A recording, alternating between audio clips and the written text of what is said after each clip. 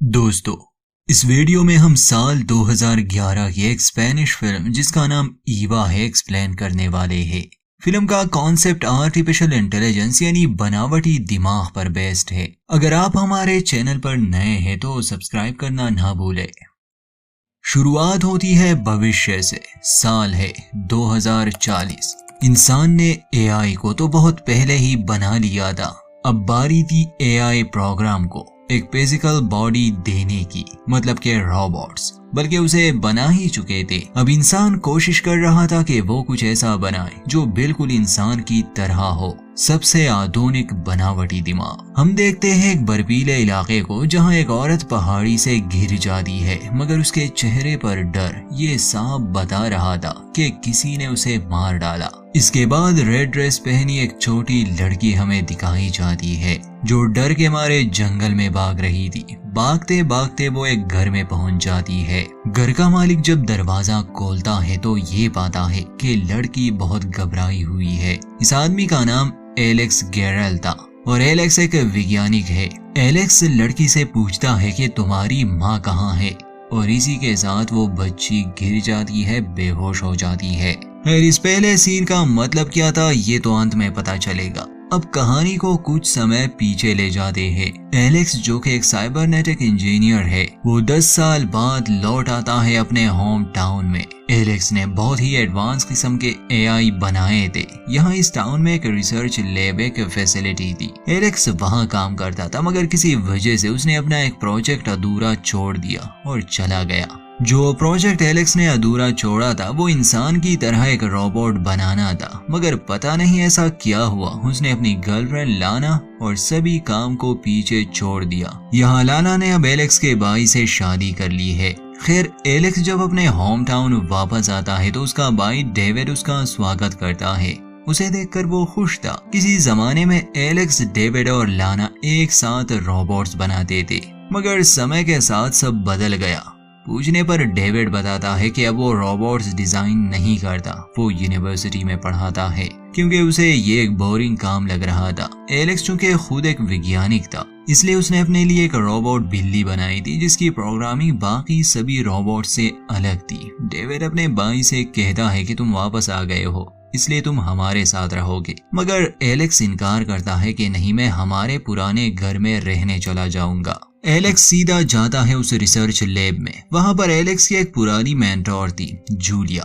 Alex सीधा जाकर उससे मिलता है। 10 साल बाद एलेक्स को यहाँ देखकर वो बहुत हैरान थी और खुश भी। जूलिया चाहती थी कि एलेक्स लौट आए और अपने अधूरे काम को आगे बढ़ाए, मगर एलेक्स ये बात साफ साफ कह देता है कि वो इस काम के लिए यहाँ नहीं आया। हाँ, वो कुछ नया जरूर बना लेगा। जूलिया उसे अपने स्टूडेंट्स और उनका काम भी दिखाती है। जब वो पूछती है कि तुम कहाँ रहने वाले हो तो एलेक्स बता देता है कि मैं अपने पुराने घर में रहने वाला हूँ। एलेक्स जूलिया को पसंद था क्योंकि एलेक्स असल में एक जीनियस था। यहाँ इस फैसिलिटी में लाना भी पढ़ाती थी। वो एलेक्स को देख लेती है कि वो लौट आया है, मगर एलेक्स चूंकि उसे छोड़कर जा चुका था, इसलिए वो एलेक्स को अब खास अहमियत नहीं देती। जूलिया एलेक्स को उसके पुराने घर ले आती है। असल में ये घर उसके माता पिता का था, मगर अब वो नहीं रहे।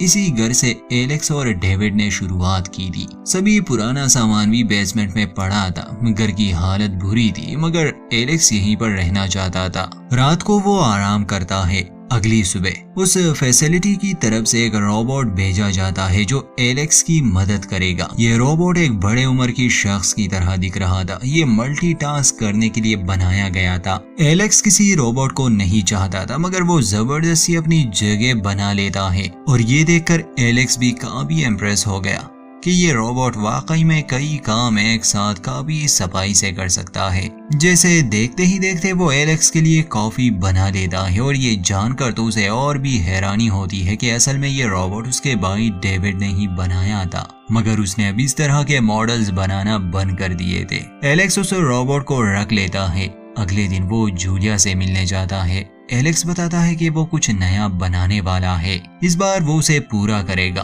फैसिलिटी की तरफ से उसे इजाजत मिल जाती है। इसके बाद एलेक्स लाना से भी मिलता है, मगर वो उसे घास नहीं डालती। एलेक्स अपने कार में बैठ जाता है और बच्चों के एक पार्क में चला जाता है। वहाँ वो बच्चों पर नजर रख रहा था। फिर उसे 11 साल बच्ची काफी इंटरेस्टिंग लगती है, वो बाकी सबसे अलग थी, तो एलेक्स उसे फॉलो करने लगा। वो बच्ची बहुत चालाक थी, उसे लगा शायद एलेक्स गलत इंसान है, मगर एलेक्स असल में अपने नए काम की रिसर्च कर रहा था। वो फिर से एक इंसान बनाना चाहता था, मतलब रोबोट जो बिल्कुल इंसानों जैसा हो। बच्ची का नाम ईवा है। एलेक्स उसे कहता है कि मैं रोबोट्स बनाता हूँ, अगर तुम्हारे माता पिता इजाजत दे तो मैं तुम्हारा एक रेप्लिका बना सकता हूँ, मगर वो बच्ची उसे इग्नोर करके चली जाती है। उस दिन जब एलेक्स घर लौट आता है, वो अपने नए प्रोजेक्ट पर काम शुरू कर देता है। टोनी स्टार्क की तरह वो अपने होलोग्राफिक कंप्यूटर को ऑन करता है, एक सॉफ्टवेयर बिल्ड करने लगा। वो एक प्रोग्राम लैंग्वेज बिल्ड करने लगा। फिर जैसे ही वो उसे वहां पर एक रोबोट में इंस्टॉल करता है, तो उस रोबोट का बर्ताव कुछ कुछ इंसानों की तरह ही होता है। एलेक्स ये सब नोट कर रहा था, मगर अंत में वो आग को हाथ लगाने की कोशिश कर रहा था।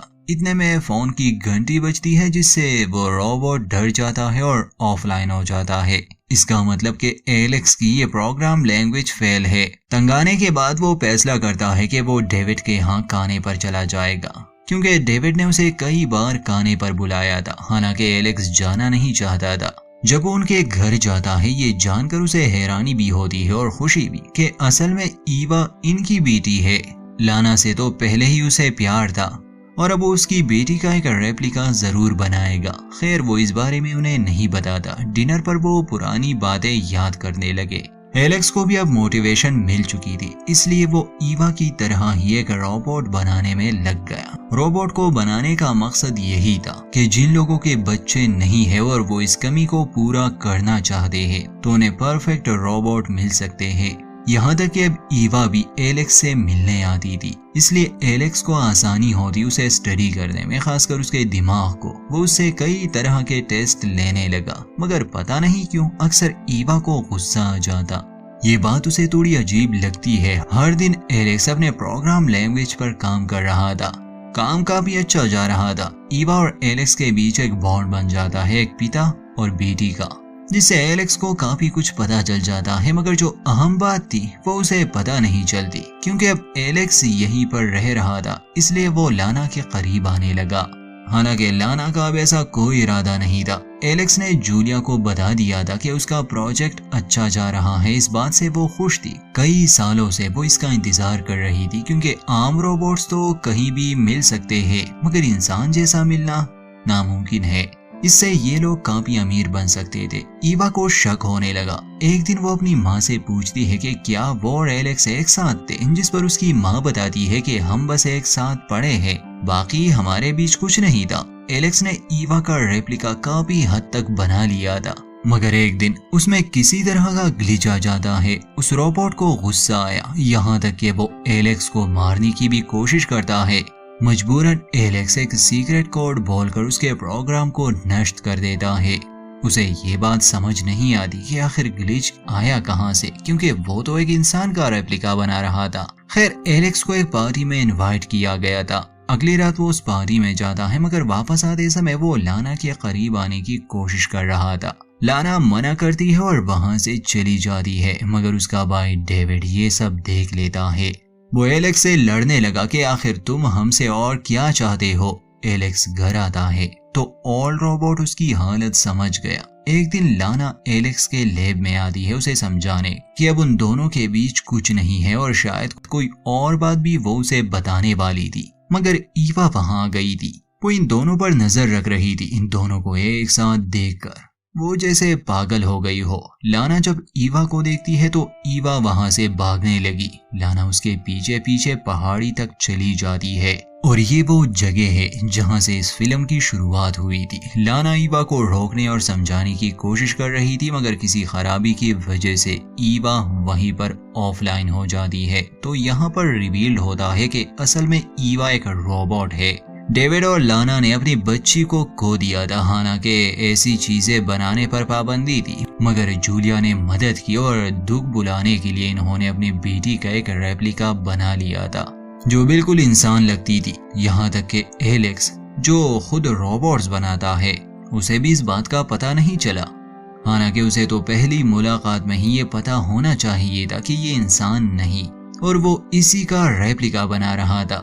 यही वजह थी कि उसके बनाए रोबोट में ग्लिच आ रहा था, क्योंकि वो ग्लिच ऑलरेडी ईवा में था। अपनी माँ को किसी और के साथ देखकर उसका सिस्टम क्रैश कर गया। वो मरने लगी, मगर लाना उसके फ्यूल सेल्स बदल देती है। वापस से एक्टिवेट होने के बाद उसे इस हादसे के बारे में कुछ याद तो नहीं रहता, मगर फ्यूल सेल्स बदलने के लिए लाना ने उसकी कमर खोल दी थी, जिसे देखकर फिर से ईवा में कोई एरर आ गया, क्योंकि वो खुद को एक इंसान समझती और ये जानकर वो इस बात को एक्सेप्ट नहीं कर पा रही थी कि असल में वो एक मशीन है। इस एरर की वजह से वो अपनी माँ लाना को पहाड़ी से नीचे फेंक देती है और बाद में वो एलेक्स के पास आती है। कुछ दिन बाद सच सामने आ जाता है और एलेक्स को ये आदेश मिलते हैं कि वो ईवा को नष्ट कर दे।